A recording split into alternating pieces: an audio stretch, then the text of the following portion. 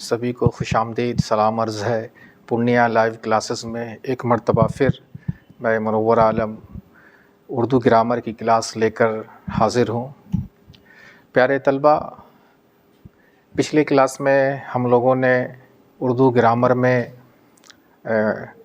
हरूफ के मुताल्लिक़ पढ़ा था, हरूफ तहजी के बारे में पढ़ा, इल्म इमला के बारे में पढ़ा, हरूफ के जो अक़साम है उसके बारे में हम लोगों ने पढ़ा, लफ्ज़ व माने पढ़े। तो आज जिस सबक को हम लोग पढ़ने जा रहे हैं वो इस्म के हवाले से है, जैसा कि आप तलबा यहाँ सामने स्क्रीन पर देख सकते हैं। ये भी उर्दू ग्रामर का ही हिस्सा है। इब्तिदा में मैंने ग्रामर के हवाले से बताया था कि सही ज़बान, दुनिया की कोई भी ज़बान हो, हर ज़बान का अपना एक उसूल है, ज़ाब्ता है बोलने का, लिखने का। बिल्कुल इसी तरीक़े से उर्दू ज़बान चूँकि एक बहुत मकबूल, शीरी, मारूफ़ आलमी ज़बान है, इस ज़बान का भी एक उसूल है, एक कायदा है, एक ग्रामर है, एक व्याकरण है इस ज़बान का भी। और जब तक हम इस ज़बान के उसूल और कायदे को नहीं समझेंगे तो हम न सही तौर पर उर्दू ज़बान बोल सकते हैं और न ही उर्दू ज़बान लिख सकते हैं।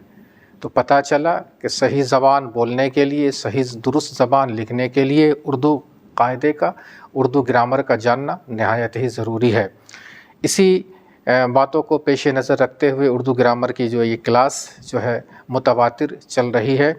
आइए आज हम लोग उर्दू ग्रामर से इस्म के बारे में, जिसे यहाँ इंग्लिश में नाउन और हिंदी में संज्ञा कहते हैं, इस्म के बारे में हम लोग जानेंगे कि इस्म किसे कहते हैं, इसकी कितनी किस्में हैं। आइए जानते हैं। आप देख रहे हैं यहाँ सामने स्क्रीन पर लिखा है इस्म। इस्म जिस लफ्ज़ से किसी शख्स, जगह, जानवर या चीज़ का नाम ज़ाहिर हो उसको इस्म कहते हैं। ये बिल्कुल क्लियर है कि नाउन या संज्ञा या इस्म अलग अलग ज़बान में है। अगर ये सवाल किया जाए कि इस्म की तारीफ़ क्या है, इस तरह से सिंपल अक्सर आप देखते होंगे, अगर किसी ने आपसे पूछ लिया कि आपका इस्म मुबारक, तो वहाँ पर ये अंदाज़ा आपको लगता है कि अगला जानने की कोशिश कर रहा है कि मेरा नाम क्या है। या आम लफ्ज़ों में इस्म किसी भी चीज़ के एनीथिंग, किसी भी चीज़ के नाम को इस्म कहते हैं। जैसा कि यहाँ पर लिखा हुआ किसी शख्स कहते हैं, कोई आदमी, कोई इंसान, कोई पर्सन, उसे हम शख्स कहते हैं। इसी तरीक़े से लिखा है जगह, कोई भी जगह हो, चाहे पटना हो, पूर्णिया हो, सीवान हो, बिहार हो, महाराष्ट्र हो, बंगाल हो, कोई भी जगह, कोई भी शख्स हो, कोई भी जगह हो। और जानवर या चीज़ का नाम, इंसान के अलावा कोई और भी मखलूक़ात हों, चाहे वो हैवानात हों, कोई भी चीज़ हो, यहाँ चीज़ का भी ज़िक्र किया गया है, जमादात हो, एवरीथिंग, यानी कोई भी चीज़ अगर है तो उसको हम क्या कहते हैं, इस्म कहते हैं। जैसे यहाँ पर मिसाल के तौर पर लिखा गया है अहमद। अहमद ये किसी शख्स का नाम है। पटना क्या है, ये किसी जगह का नाम है। बकरी बिल्कुल आम लफ्ज़, ये किसी जानवर का नाम है। कुर्सी ये किसी चीज़ का नाम है जिस पे लोग बैठते हैं। ताजमहल ये बहुत ही मशहूर है जो कि आगरा में है। ताजमहल ये एक ख़ूबसूरत इमारत का नाम है, ये भी इस्म है। लाल किला जिसे रेड फोर्ट कहते हैं जो दिल्ली में है, ये भी हिस्टोरिकल एक प्लेस है, इसे भी हम इस्म कहेंगे। दरिया ये जहाँ से पानी जो है काफ़ी तेज़ी के साथ रवां दवा रहता है, उसे हम क्या कहते हैं, दरिया कहते हैं। पहाड़ों से पानी आता है, दरिया में बहता है, तो दरिया भी क्या है, इस्म है। वगैरह के माने ETC इत्यादि। तो बिल्कुल इसको पढ़ने के बाद ये क्लियर हो गया होगा कि किसी भी शख्स का नाम हो, किसी भी जगह का नाम हो, या कोई जानवर का नाम हो, किसी भी चीज़ का नाम हो, उसे हम क्या कहेंगे, इस्म कहेंगे। अब हम अगले सबक की तरफ बढ़ते हैं। अज़ीज़ तलबा, आप देख सकते हैं यहाँ पर लिखा है दर्ज झेल इबारत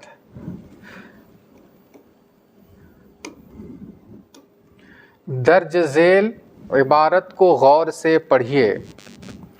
درج کے معنی جو یہاں پر تحریر یہ کنٹینٹ جو مینشن کیا گیا ہے یعنی درج کیا گیا اس کو اس میں ایڈ کیا گیا۔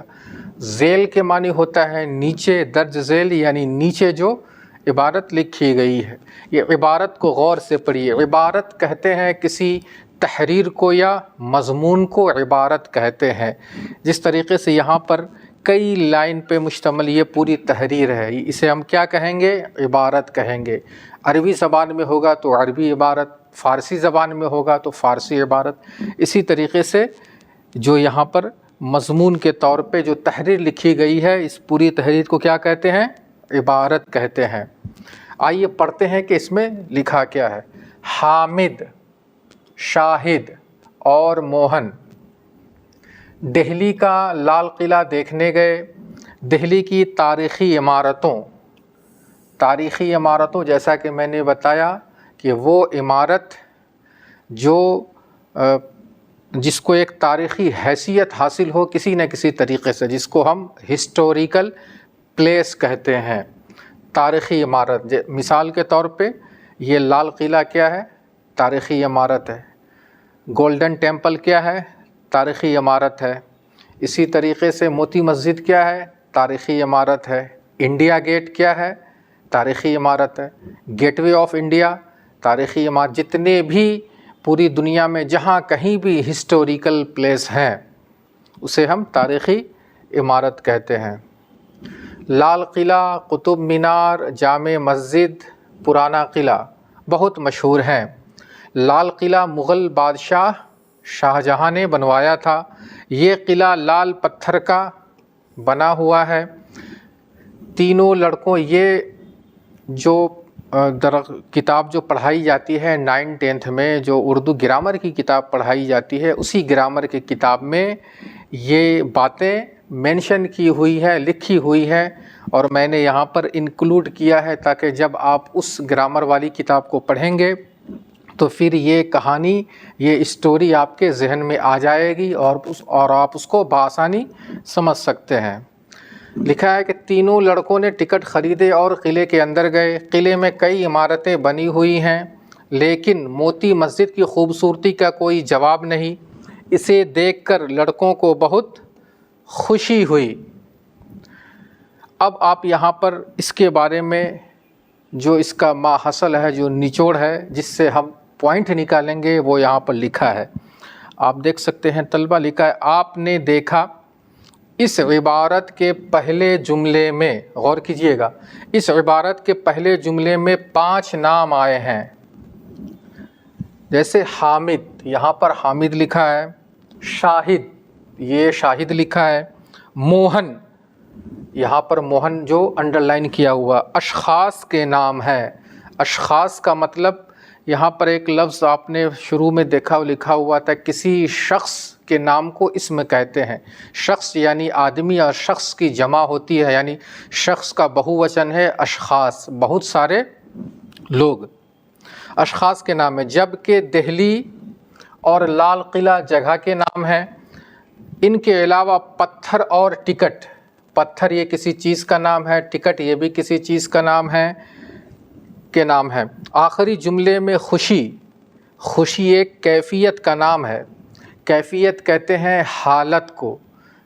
مثلا کوئی اگر بہت زیادہ پریشانی میں ہے تو اس کے غم جیسی کیفیت ہوتی ہے، اگر اس خوشحالی آئی، اگر اس کے پاس بہت ڈھیر سارا روپیہ آ گیا تو یہ فطری طور پہ اسے خوشی حاصل ہوتی ہے۔ ایک کیفیت کا نام ہے جس کا پتہ جو ہے انسان کی گفتگو سے، انسان کے اثرات سے، انسان کے فگر سے، ان کے فیس سے، اور ان کو دیکھ کر بھی اندازہ لگایا جا سکتا ہے۔ تو کیفیت یہ ایک حالت کا نام ہے۔ اب آپ سمجھ گئے ہوں گے کہ کسی شخص، جگہ، چیز اور کیفیت کے نام کو اسم کہتے ہیں۔ آپ نے دیکھا یہاں پر حامد ہے، شاہد ہے، موہن ہے، یہ شخص کا نام ہے، یہ بھی اسم ہو گیا۔ دہلی ہے، لال قلعہ ہے، یہ بھی اسم ہو گیا۔ خوشی ہے، کیفیت ہے، یہ بھی اسم ہو گیا۔ امید کرتا ہوں کہ آپ طلبہ کو بخوبی یہ بات سمجھ میں آ گئی ہوگی کہ کسی بھی چیز کا نام ہو اسے ہم اسم کہیں گے۔ اب اگلے سبق کی طرف بڑھتے ہیں۔ اب یہاں پر لکھا اسم عام، ہم نے جانا کہ کسی بھی شخص کا نام، کسی بھی جگہ کا نام، کسی بھی چیز کے نام کو اسم کہتے ہیں۔ اب اس کو ماہرین لسانیات نے منقسم کیا ہے، تقسیم کیا ہے۔ یہاں پر جو اسم عام لکھا ہے یہ معنی کے اعتبار سے جو قسم ہے اس قسموں کو یہاں پر بیان کیا گیا ہے۔ معنی کے اعتبار سے اسم کی دو قسمیں ہیں، پہلا اسم عام ہے، دوسرا اسم خاص ہے۔ اس کے بارے میں ہم اگلی نیکسٹ سلائیڈ میں ہم پڑھیں گے۔ یہاں پر اسم عام یہ کیا ہے؟ معنی کے اعتبار سے، یہاں پر میں لکھ دے رہا ہوں معنی کے اعتبار سے، آپ دیکھ رہے ہوں گے معنی کے اعتبار سے اسم کی دو قسمیں ہیں۔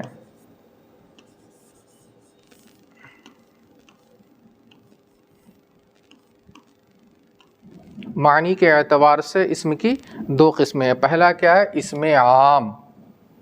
اب ہم جانیں گے کہ اسم عام کسے کہتے ہیں۔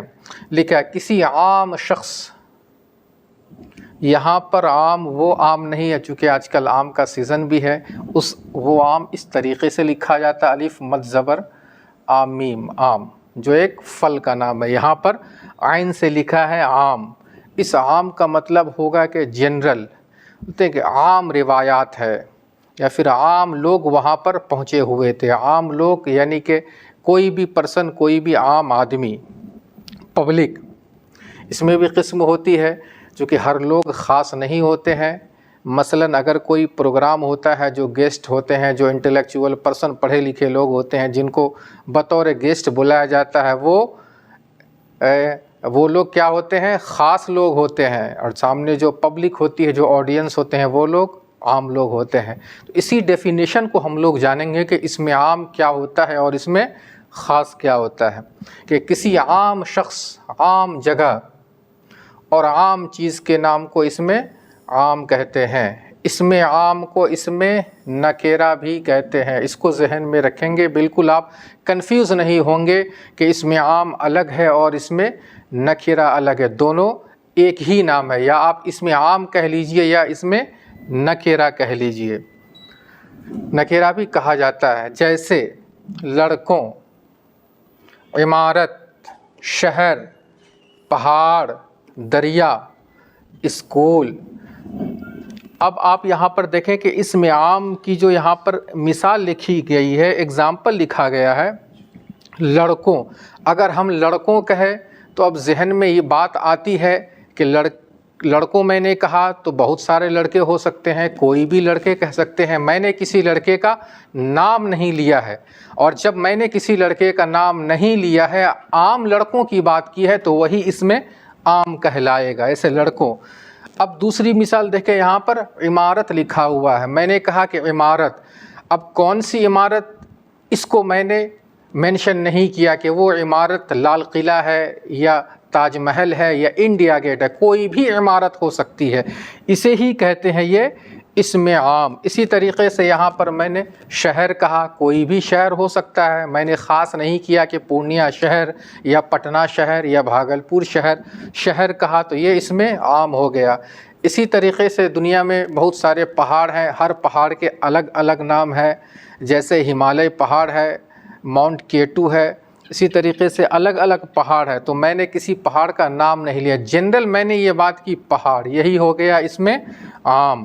اسی طریقے سے دریاؤں کے بھی الگ الگ نام ہیں، لیکن یہاں پر دریا۔ اسی طریقے سے اسکول ہے، ہر اسکول کا الگ الگ کچھ نہ کچھ نام ہے، مگر یہاں پر صرف اس کو مطلق اسکول کہا گیا ہے۔ کہنے سے کسی خاص شہر، پہاڑ، دریا اور اسکول کا پتہ نہیں چلتا ہے، بلکہ خاص پتہ نہیں چلتا، یہ عام لڑکوں کا پتہ چلتا ہے، عام عمارت کی بات یہاں پر کی جا رہی ہے۔ آگے لکھا ہے، ایسے ہی اسم کو اسم نکرہ یا اسم عام کہا جاتا ہے۔ جو اسم، اب اس پر غور کیجئے گا، جو اسم کسی عام چیز کے نام کو بتائے، یہاں پر کسی عام چیز کے نام کو بتائے، یعنی جس اسم سے ایک ہی طرح کی کل چیزیں سمجھی جائیں اسے اسم نکرہ یا اسم عام کہتے ہیں۔ بچوں آپ چاہے تو اس کو آپ اپنی کاپی میں نوٹ ڈاؤن کر لیجئے تاکہ یہ آپ کے ذہن میں محفوظ رہے، آپ کی کاپی میں بھی یہ محفوظ رہے۔ جس اسم سے ایک ہی، یہاں پر لکھا ہے اب یہاں سے، جس اسم سے ایک ہی طرح کی کل چیزیں سمجھی جائیں اسے اسم نکرہ یا اسم عام کہتے ہیں۔ یہاں پر لکھا ہے، آپ اس کو اپنی کاپی میں نوٹ ڈاؤن کر لیجئے۔ مجھے امید ہے کہ آپ طلبہ اسم عام سمجھ گئے ہوں گے کہ کسی عام شخص، عام جگہ اور عام چیز کے نام کو اسم عام کہتے ہیں۔ اب معنی کے اعتبار سے جو دو قسمیں ہیں، پہلا ہم نے جانا اسم عام کے بارے میں، اب اسم خاص کے بارے میں جانیں گے۔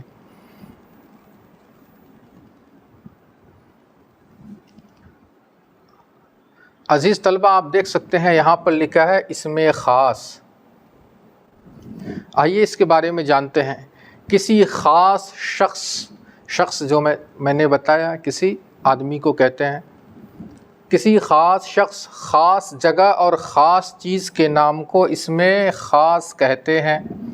اسم خاص کو اسم معرفہ بھی کہتے ہیں، جس طریقے سے میں نے بتایا کہ اسم عام کو اسم نکرہ بھی کہتے ہیں، بالکل ایسے ہی اسم خاص کا دوسرا نام اسم معرفہ بھی ہے۔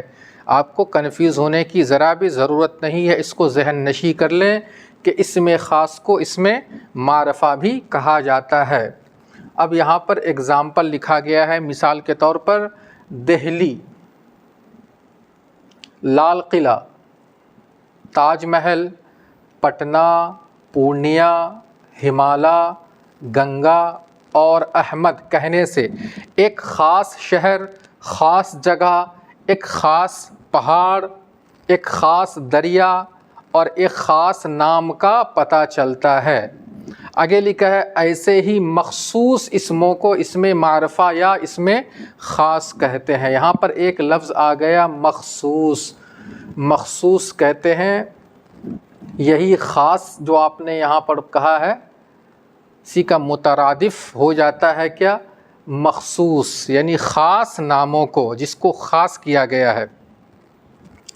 عزیز طلبہ اسم عام یا اسم نکرہ میں ہم نے جانا تھا، ہم نے آپ کو بتایا تھا کہ شہر کی بات کی تو کوئی بھی شہر ہو سکتا ہے، پہاڑ کی بات کی کوئی بھی پہاڑ ہو سکتا ہے، وہ اسم عام۔ لیکن یہاں پر اگر شہر کی جگہ پر یہاں پر نام منشن کیا گیا ہے دہلی، عمارت کی جگہ پر نام لکھا گیا ہے لال قلعہ، تاج محل، پھر یہ پٹنہ، یہ بھی شہر کا نام شہر نہیں بلکہ اس کا نام پٹنہ لکھا گیا ہے، پورنیہ لکھا گیا ہے، پہاڑ کے بارے میں نے بتایا تھا لیکن یہاں پر اس کا نام ہمالہ لکھا گیا ہے، گنگا لکھا گیا ہے، دریا کے بارے میں بتایا گیا تھا، کسی شخص کے بارے میں بتایا کہ لیکن اس شخص کا نام یہاں پر لکھا گیا احمد۔ تو اب ان ناموں کو جو خاص دریا اور ایک خاص نام کا پتہ چلتا ہے اسی کے بارے میں لکھا ہے یہاں پر کہ ایسے ہی مخصوص اسموں کو اسم معرفہ یا اسم خاص کہتے ہیں۔ آپ بالکل سمجھ گئے ہوں گے کہ جس نام کو، جس شخص کے نام کو یا جس جگہ کے نام کو یا کسی عمارت کے نام کو اگر خاص کیا جاتا ہے، اس کا نام لیا جاتا ہے تو اسے کیا کہتے ہیں؟ اسم خاص کہتے ہیں یا اسم معرفہ کہتے ہیں۔ آپ طلبہ اسے اپنی کاپی میں نوٹ ڈاؤن کر لیجئے تاکہ یہ آپ کی کاپی میں محفوظ رہے۔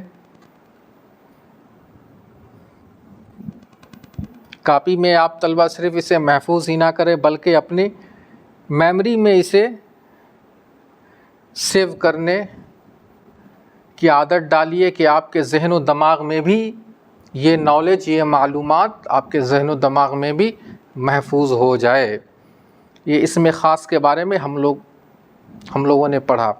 اب آئیے دوسرے سبق کی طرف بڑھتے ہیں۔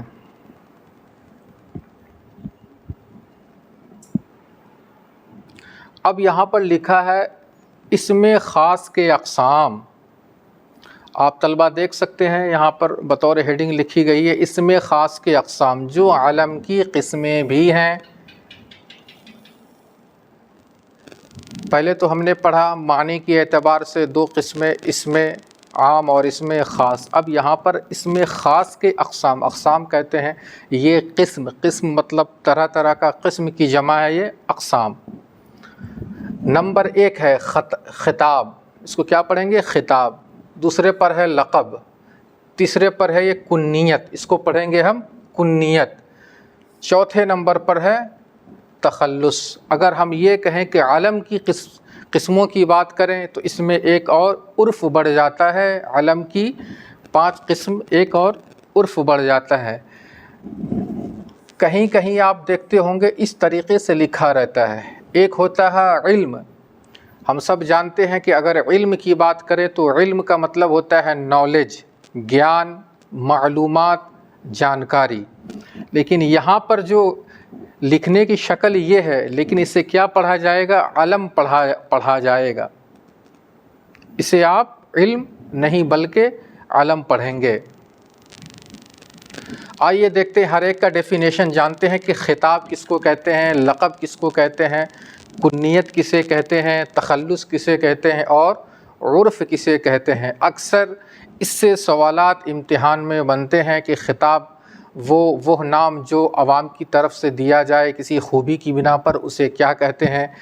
رشتوں کی بنا پر جو نام دیا جاتا ہے اسے کیا کہتے ہیں؟ اس طرح کے سوالات اکثر بنتے رہتے ہیں. تو اس نقطۂ نظر سے بھی آپ طلباء کو اس کے بارے میں جاننا نہایت ہی ضروری ہے. بالکل اپنے ذہن و دماغ کو باہوش رکھیے، بالکل توجہ اور اطمینان کے ساتھ، سکون کے ساتھ، اور اپنے ذہن کو اسکرین کی طرف آپ اپنے ذہن کو رکھیے اور اپنے ذہن میں پڑھائی ہوئی باتوں کو محفوظ کرنے کی کوشش کیجیے. آئیے جانتے. لکھا ہے خطاب. خطاب کے بارے میں کہ وہ نام جو نمایاں خدمات کے لیے، کیا لکھا ہے؟ نمایاں خدمات کے لیے حکومت، بادشاہ یا کسی ادارے کی طرف سے کسی شخص کو دیا جائے اسے خطاب کہتے ہیں. اب آپ کہیں گے کہ نمایاں خدمات کسے کہتے ہیں؟ یہ خدمت کی جمع ہے خدمات، نمایاں خدمات. مثلاً آپ یہ دیکھتے ہوں گے کہ الگ الگ چھیتروں میں، الگ الگ شعبوں میں جن کی خدمات اچھی رہتی ہے، کوئی کرکٹ کے حوالے سے اس نے نام کمایا تو حکومت کی طرف سے یا بادشاہ کی طرف سے انہیں اعزازی تحفہ دیا جاتا ہے، اعزازی نام دیا جاتا ہے، جو آگے اس کا مثال بھی آئے گا. ایسے بھارت رتن، سب جانتے ہیں بھارت رتن جو کہ بہت ہی مشہور یہ اعزازی نام ہے، جو ہر کسی کو بھارت رتن نہیں ملتا ہے. جو نمایاں خدمات انجام دیتے ہیں اسے ہی بھارت کی حکومت یہ بھارت رتن کے اعزاز سے نوازتی ہے. عزیز طلبہ، تو نمایاں خدمات کا مطلب ہے کسی نے تحریر کے ذریعے نمایاں خدمات کی، کسی نے کھیل کی دنیا میں نمایاں خدمات کی، کسی نے سیاست کے میدان میں نمایاں خدمات کی. یعنی ایسی خدمات کہ جس خدمت سے دیش کو، معاشرے کو، دنیا کو فائدہ پہنچا ہو، اسی کے عوض میں ان کی حوصلہ افزائی کے طور پر حکومت یا بادشاہ انہیں اعزازی نام دیتی ہے، اسے ہی خطاب کہتے ہیں. کہ یہاں لکھا حکومت یا بادشاہ یا کسی ادارے کی طرف سے. ادارے کا مطلب ہوتا ہے کوئی فاؤنڈیشن، کوئی تنظیم. مثلاً اگر ہمارے معاشرے، ہماری سوسائٹی میں کوئی اچھا کام کرتا ہے جو لوگوں کے فائدے آیا ہو، لوگوں کو اس سے فائدہ پہنچا ہو، تو لوکل سطح پر بھی ایک تنظیم ہوتی ہے، ضلع لیول پر بھی، صوبائی لیول پر بھی، اور ملکی سطح پر بھی تنظیم دیتی ہے. ایک اعزاز تو حکومت کی طرف سے بھی ملتا ہے، اور ایک اعزاز حوصلہ افزائی کے لیے تنظیموں کی طرف سے بھی انہیں اعزاز دیا جاتا ہے. تو آپ نے جانا طلبہ کہ نمایاں خدمات کے لیے حکومت، بادشاہ یا ادارے کی طرف سے جو ہے اعزازی لفظ دیا جائے اسے ہم خطاب کہتے ہیں۔ اب ہم دیکھیں گے، جیسے مثال کے طور پہ یہاں پہ مثال لکھا گیا ہے کہ خطاب کی مثال کیا ہوگی، بھارت رتن، یہ کس کی مثال ہے؟ خطاب کی مثال ہے، اس لیے کہ حکومت کی طرف سے نمایاں خدمات کے بدلے میں دیا جاتا ہے۔ پدم بھوشن کس کی مثال ہے؟ خطاب کی مثال ہے۔ خان بہادر کس کی مثال ہے؟ خطاب کی مثال ہے۔ شمس العلماء یہ کس کی مثال ہے؟ یہ خطاب کی مثال ہے۔ تو ہم نے جانا خطاب کے بارے میں۔ اب ہم نیکسٹ دیکھتے ہیں، اس کی ایک قسم بتائی گئی ہے لقب۔ اب ہم جانیں گے کہ لقب کسے کہتے ہیں۔ دیکھیے لکھا ہے، وہ نام جو کسی شخص کی خوبی یا کمال، کسی شخص یعنی آدمی انسان خوبی یا کمال کی وجہ سے عوام کی طرف سے، یہ اس نقطے پہ غور کیجئے گا، یہاں پر حکومت بادشاہ ادارے کی بات آئی، یہاں پر عوام کی بات آ رہی ہے۔ عوام یعنی پیپل، لوگ عوام کی طرف سے دیے جاتے ہیں، اسے کیا کہتے ہیں؟ لقب کہتے ہیں۔ جیسے آپ دیکھ رہے ہیں یہاں پہ لکھا ہے بابائے اردو۔ آپ طلبہ سے ایک سوال ہے کہ آپ یہ بتائیں بابائے، چونکہ آپ اردو گرامر پڑھ رہے ہیں، آپ بتائیں بابائے اردو کس کا لقب ہے؟ کبھی کبھی امتحان میں اس طرح کے سوال آ بھی جاتے ہیں تاکہ بچوں کے کتابی گیان کو جانا جا سکے کہ بچوں کی گہرائی اور گہرائی کہاں تک ہے کتاب میں۔ چلیے میں بتا دے رہا ہوں، بابائے اردو یہ مولوی عبدالحق، جو بہت ہی اردو ادب کا بہت مشہور اور معروف نام ہے، جنہوں نے لسانیات پر، ادب پر بہت کام کیا ہے۔ تو لقب کی مثال یہاں پر لکھی گئی ہے، بابائے اردو یہ لقب کی مثال ہے۔ شاعر مشرق، شاعر مشرق کسے کہتے ہیں؟ یہ بھی آپ طلبہ بتائیے، شاعر مشرق کن کا لقب ہے اگر میں آپ سے پوچھوں؟ بالکل ہم لوگ پڑھتے ہیں، سارے جہاں سے اچھا ہندوستاں ہمارا، لب پہ آتی ہے دعا بن کے تمنا میری، یہ سب نظمیں کن کی ہیں؟ اقبال کی ہیں۔ تو یہ شاعر مشرق ڈاکٹر اقبال کا لقب ہے، جو بہت بڑے فلسفی، بہت بڑے ودوان، انٹلیکچوئل پرسن، بہت بڑے فارسی اور اردو کے شاعر کا نام ہے ڈاکٹر اقبال۔ خدائے سخن یہ میر تقی میر کا لقب ہے، یہ بھی لقب کی مثال ہے۔ طوطی ہند یہ امیر خسرو کا لقب ہے، وغیرہ یعنی ETC۔ تو یہ مثال دی گئی، یہ لقب کی مثال ہے۔ تو ان لقب کو کن کی طرف سے دیا گیا؟ اگر ہم خطاب کی بات کریں تو حکومت دیتی ہے، یا بادشاہ کی طرف سے، یا تنظیم کی طرف سے، لیکن لقب یہ عوام کی طرف سے دیا جاتا ہے، یعنی پبلک کی طرف سے۔ پبلک جب کسی کے علم اور فن کا لوہا مان لیتی ہے، کسی کے علم و فن کا لوہا مان لیتی ہے، قبول کر لیتی ہے، بڑی اس کے فن سے انسپائر ہوتی ہے، متاثر ہوتی ہے، تو عوام حوصلہ افزائی کے لیے اعزازی طور پر ان کی قدر اور عزت اور منزلت کے لیے عوام انہیں اعزازی لفظ سے نوازتی ہے، اسے ہی لقب کہتے ہیں۔ بالکل سمپل سینٹنس میں کہ وہ نام جو عوام کی طرف سے کسی خوبی یا کمال کی وجہ سے دیا جائے اسے لقب کہتے ہیں۔ اب ہم اگلا سبق دیکھیں گے۔ یہ دو مثالیں بتائی گئی ہیں آپ کو، خطاب اور لقب۔ اب تیسرے نمبر پر آتا ہے کنیت۔ اکثر کنیت سے ایگزام میں سوال آتا ہے، خاص کر یہ میں انڈر لائن کر دے رہا ہوں، اس کو آپ لوگ یاد رکھیے گا، ابن مریم۔ یہ بہت روٹیٹ ہوتا ہے ایگزام میں کہ ابن مریم کس کی مثال ہے، آپ اس کو ذہن میں محفوظ کر لیجیے۔ اسے ہم کیا پڑھیں گے؟ کنیت۔ اب دیکھیں کنیت کی تعریف دیکھیے کیا لکھا ہے، وہ نام جو کسی وطن، رشتہ یا کسی خاندان کی طرف منسوب ہو۔ منسوب مطلب اس کی نسبت ہو، خاندان، کسی خاندان کی طرف سے یا وطن کی طرف سے یا رشتے کی بنا پر وہ اٹیچ ہو۔ منسوب کا مطلب منسلک ہونا، اٹیچ ہونا۔ جیسے ابو محمد۔ اب خاندان رشتے کی بات آئی ہے تو ظاہر سی بات ہے ابو محمد جب ہم کہیں گے تو اب ہمارا ذہن جائے گا کہ یہ باپ کی نسبت سے ہے۔ ابن مسعود، بالکل آپ کہہ سکتے ہیں ابن مسعود، جیسے ہی یہاں پر لکھا گیا ہم اندازہ لگا لیں گے کہ یہ باپ کی نسبت سے ایسا لکھا گیا ہے۔ بنت سلمہ، چونکہ آپ کی نالج معلومات میں اضافہ کرنے کے لیے میں آپ کو بتاتا چلوں، اکثر آپ دیکھتے ہوں گے کہ ابن لکھا رہتا ہے اور بنت لکھا رہتا ہے۔ تو جب بھی ہم کسی شخص کا نام لیتے ہیں، جیسے ہم نے ایک نام لیا شاہد نام لیا، اگر ان کے ساتھ باپ کی نسبت کو جوڑنا ہے تو ہم کیا کہیں گے؟ شاہد ابن منصور۔ نام تو شاہد ہے لیکن ہم نے ابن کا اضافہ کر دیا تو پتہ چلا منصور، شاہد کے والد کا نام منصور ہے، نسبت باپ کی طرف ہو گئی۔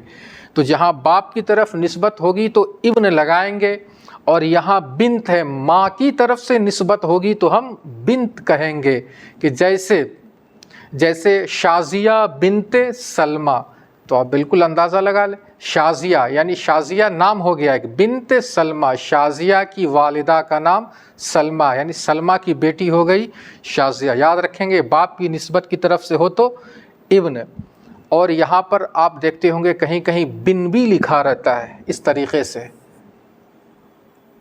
سلمان بن مسعود، سلمان ابن مسعود۔ اکثر طلبہ کنفیوز ہو جاتے ہیں کہ یہ بن اور ابن میں کیا ڈیفرنٹ ہے، تو اس کو بھی میں اس میں ایڈ کرتا بتاتا چلوں کہ عربی ادب کے اعتبار سے، چونکہ عرب میں وہاں پر بن کا استعمال کیا جاتا ہے جہاں پر عربی زبان زیادہ بولی جاتی ہے، تو عربی ادب کے اعتبار سے بن کا استعمال ہوگا، اردو ادب کے اعتبار سے ابن کا استعمال ہوگا۔ اس میں آپ بالکل ہی کنفیوز نہ ہو، بن اور ابن یہ چیز کلیئر ہو گیا کہ جب ہم اردو میں لکھیں گے تو ابن کا استعمال کریں گے، اور جب ہم عربی میں لکھیں گے تو وہاں پر ہم بن کا استعمال کریں گے۔ اب دیکھیں یہاں پر بنت سلمہ، اس سے پتہ چل گیا کہ نسبت ماں کی طرف ہے۔ یہاں پر ابن مریم، اکثر یہ مثال آتا ہے، سوال آتا ہے کہ ابن مریم کس کی مثال ہے؟ بالکل کلیئر ہے، کنیت کی مثال ہے، یہ ابن مریم کنیت کی مثال ہے۔ اب ہم چوتھا دیکھیں گے، چوتھا پوائنٹ لکھا ہے تخلص، یہ بھی بہت ہی امپورٹنٹ ہے، چونکہ جہاں پر ہم اردو ادب میں نثر پڑھتے ہیں تو ہم نظم بھی پڑھتے ہیں، شاعری بھی پڑھتے ہیں۔ جب ہم شاعری پڑھیں گے تو تخلص آنا ہے، بالکل ظاہر سی بات ہے، تخلص آنا ہی آنا ہے۔ لیکن لکھا ہے، اب ہم تخلص کا ڈیفینیشن جانیں گے۔ شاعر کے مختصر نام کو کہتے ہیں، تخلص کس کو کہتے ہیں؟ شاعر کے مختصر نام کو کہتے ہیں، جس کو شاعر اپنے اشعار میں یا اپنی شاعری میں لکھتے ہیں۔ مختصر نام کون سا ہو گیا؟ اب اگزامپل کے طور پر یہاں پہ لکھا ہے غالب، جس طرح اقبال بہت مشہور شاعر ہیں، ایسے ہی غالب یہ بھی اردو ادب کے بہت ہی مشہور شاعر ہیں۔ آپ کو پتہ ہوگا غالب کا تخلص پہلے کیا تھا؟ اسد۔ ان کا پورا نام کیا ہے؟ اسد اللہ خان غالب۔